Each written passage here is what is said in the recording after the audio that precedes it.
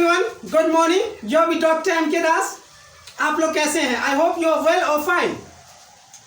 Today I will discussing with you root word chron, that means time, and some word made up by Greek root word crown.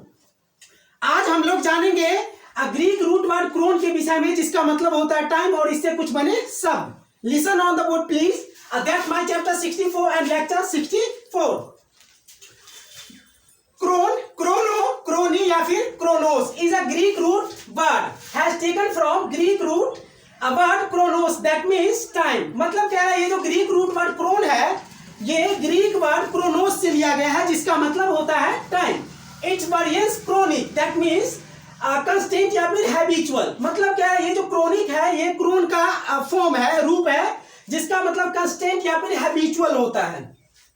अब इससे कुछ बने word के विषय में हम लोग देखते हैं। पहले कॉलम में वन वर्ड सब्स्टिट्यूशन या फिर वर्ड फॉर्मेशन। सेकेंड कॉलम में ग्रीक लैटिन वर्ड, जो कि क्रोन रूट वर्ड से मिलकर बना होगा, और सेकेंड कॉलम में इसका मतलब है ग्रीक या फिर लैटिन रूट वर्ड का, और फोर्थ कॉलम में एक्सप्लेन या फिर डिफाइन है। तो इस वर्ड का आप वोकैबुलरी खुद से कर सकते हैं और इसका डिफाइन एक्सप्लेन आप खुद से कर सकते हैं इसकी मदद से, ग्रीक और लैटिन रूट वर्ड की मदद से। और क्रोन का मीनिंग तो आपको पता चल गया टाइम, और इसका मीनिंग यहाँ पे दे रखा है, इसके अकॉर्डिंग आप डिफाइन कर सकते हैं और इसका हिंदी बता सकते हैं। तो पहला वर्ड लेते हैं हम एनाक्रोनिज्म। एनाक्रोनिज्म में एना एक रूट वर्ड है और इज्म एक नाउन सफिक्स है। एना का मतलब आप बैक या फिर अगेन है, और इज्म का मतलब एक्शन या फिर प्रोसेस या फिर परफॉर्म्स होता है, ठीक है। और इसे एक्सप्लेन करेंगे अ पर्सन या फिर something that does not belong in the period of history and seems in the process. मतलब कह रहा है कुछ ऐसा या फिर कोई व्यक्ति या फिर कुछ ऐसा does not belong in the period of history, जो कि इतिहास के काल में नहीं है। डज नॉट बिलोंग, इतिहास के काल में नहीं है। And seems in the process, लेकिन क्रिया में सीम्स फिट हो सकता है, लग सकता है, यानी प्रक्रिया में लगता है, फिट हो सकता है। That is called one word substitutions, anachronism. Next word है अक्रोनिकल। क्रोनिकल में इकल या फिर कल नाउन सफिक्स है, जिसका मतलब एक्शन, प्रोसेस या परफॉर्म्स होता है, ठीक है। और इसे एक्सप्लेन करेंगे a return of historical events in the order of time. मतलब कह रहा है कि ऐतिहासिक घटनाओं को, हिस्टोरिकल इवेंट्स मतलब ऐतिहासिक घटनाओं को समय के क्रम में, इन द ऑर्डर ऑफ टाइम मतलब समय के क्रम में लिखा गया। अ रिटर्न मतलब लिखा गया।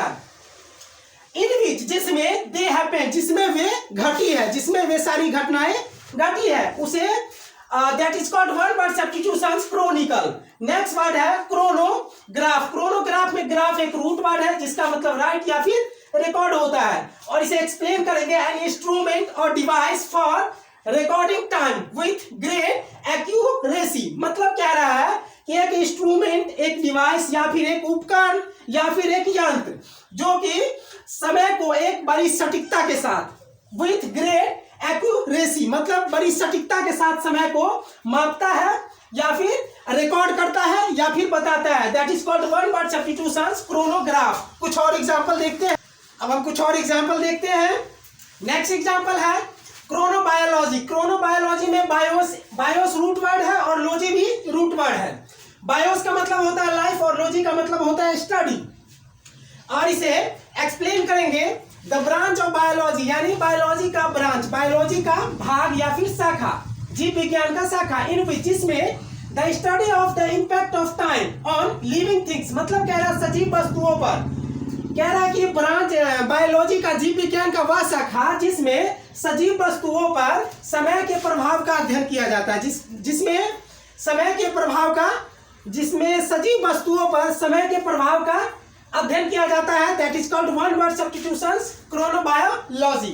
नेक्स्ट वर्ड है क्रोनोलॉजी। क्रोनोलॉजी में लॉजी एक रूट वर्ड है, जिसका मतलब स्टडी होता है, और इसे एक्सप्लेन करेंगे या फिर डिफाइन करेंगे a science that deals the study of time bye regular division. कह रहा है कि नियमित विभाजन।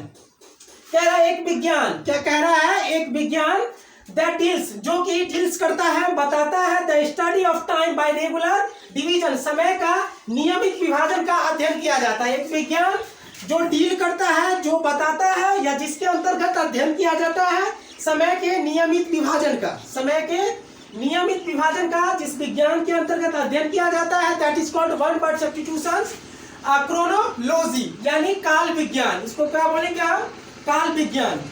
नेक्स्ट वर्ड है क्रोनोमीटर। क्रोनोमीटर में मेट्रोन, मेट्रोन एक रूट वर्ड है जिसका मतलब होता है मेच्योर, और इसे एक्सप्लेन करेंगे a time keeping instrument for measuring time. कह रहा है एक टाइम कीपिंग मशीन यानी समय दिखाने वाला, समय बताने वाला एक machine, instrument for measuring time, जो कि समय को मापता है, जो कि समय को सही सही मापता है, that is called one word substitution, chronometer. Next word है क्रोनोमीटर, मतलब कह सकते हैं कि एक घड़ी, एक ठीक ठाक घड़ी।